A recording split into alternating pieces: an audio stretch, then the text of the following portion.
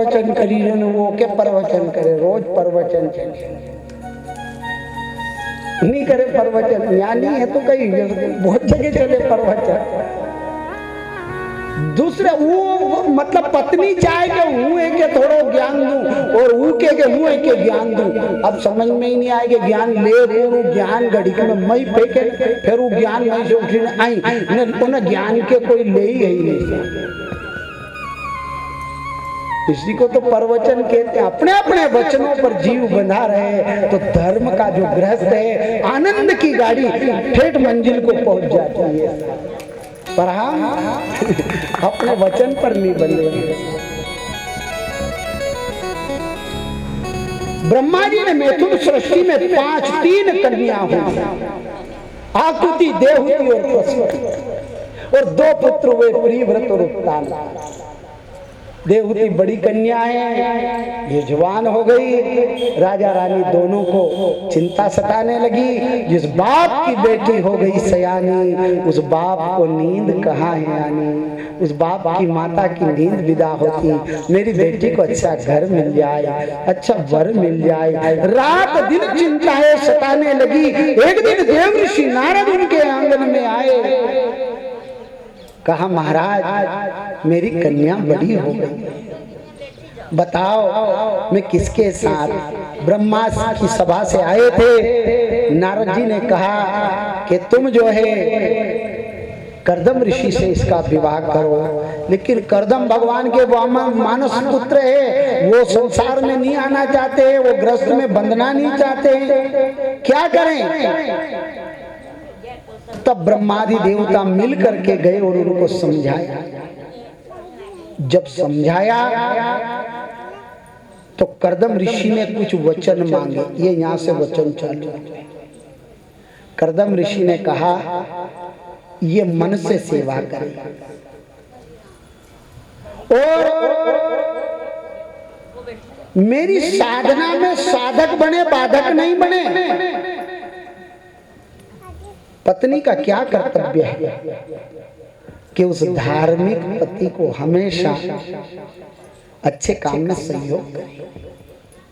पाछे हाथ लगावा को मतलब कही है, दान कम हो तो वह पाछे धक्को दे, 2 छोड़ो देर मत करो, 2 छोड़ो देर मत करो।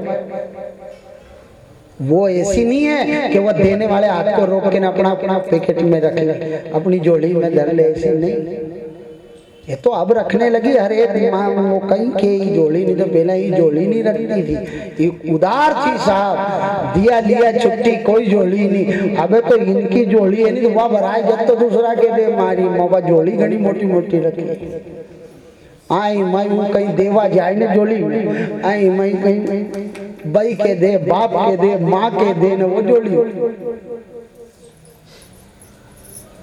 तो ध्यान करना कि 5 वचन जो है उन्होंने कहा कि ये नित्य निरंतर जो है आश्रम की सेवा करे, किसी प्रकार का विषाद नहीं करे, मनोहर वाणी से रहे और मेरे धर्म में सहयोग करती रहे।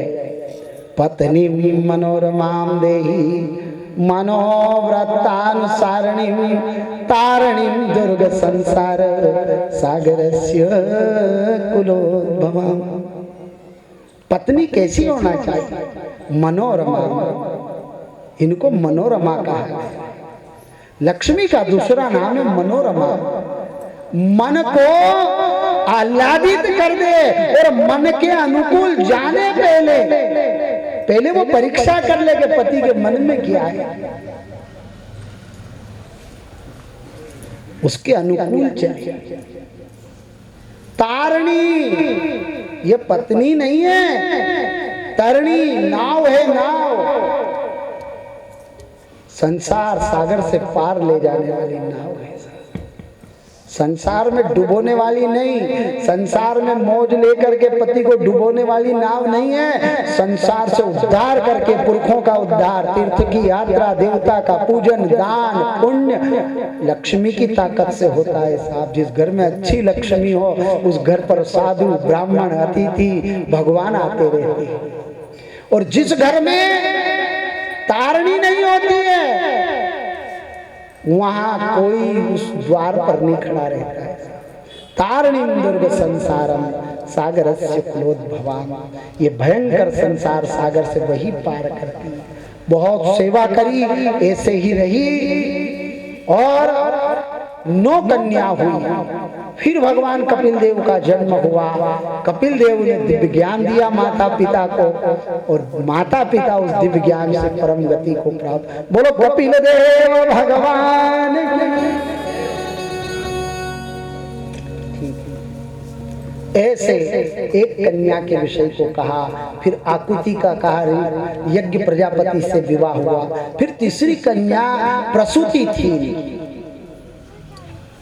और प्रसूति कन्या को जो है 27 कन्या हुई, जिनमें एक सती नाम की कन्या हुई और जिसका विवाह भगवान महादेव शिव से किया गया।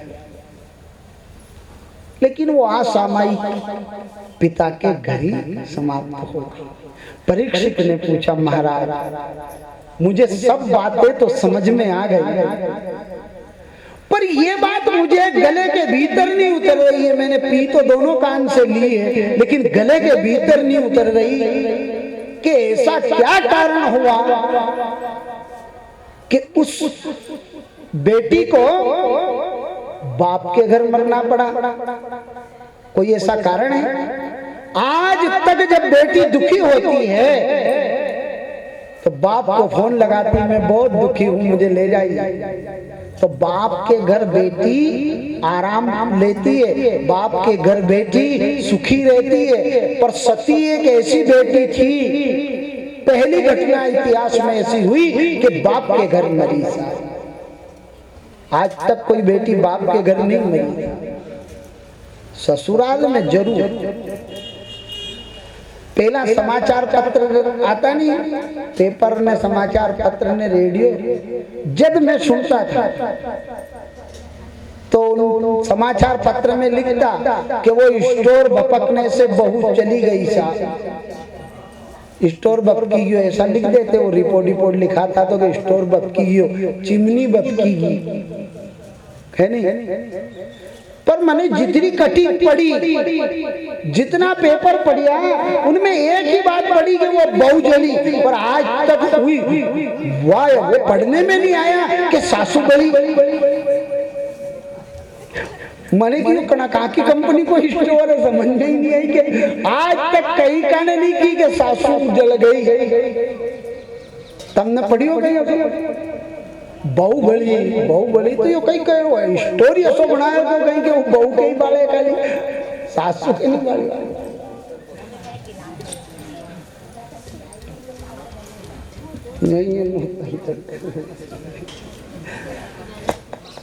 तो ध्यान करना साहब, पहली बार जो है सती पिता के घर शांत, और जब सती शांत हुई तो भगवान इसके विषय में सुनाने लगे कि प्रजापतियों को एक बार अध्यक्ष बना दिया गया, और दक्ष को जब अध्यक्ष बनाया तो दक्ष को अहंकार चढ़ गया, और जब दक्ष को अहंकार चढ़ गया तो शिव का अपमान कर दिया, और शिव का जब अपमान कर दिया, शिव जी को भला बुरा कहा, फिर वहां से चले गए। नंदी आदि का झगड़ा हुआ, और जब झगड़ा हुआ तो भगवान ने कहा चलो। शिव जी की कथा हमको बहुत कुछ कहती है कि जहाँ झगड़े की संभावना हो, विवाद की संभावना हो, उस जगह को छोड़ देना चाहिए। शिव जी ने छोड़ दिया। शिव जी भगवान का नाम लेते हुए आगे बढ़ गए। आगे जब चले हैं शिव जी, घर आए, पर सती को अपने मन की बात नहीं कही कि तेरे पिता से मेरा झगड़ा हो गया। और फिर उसके बाद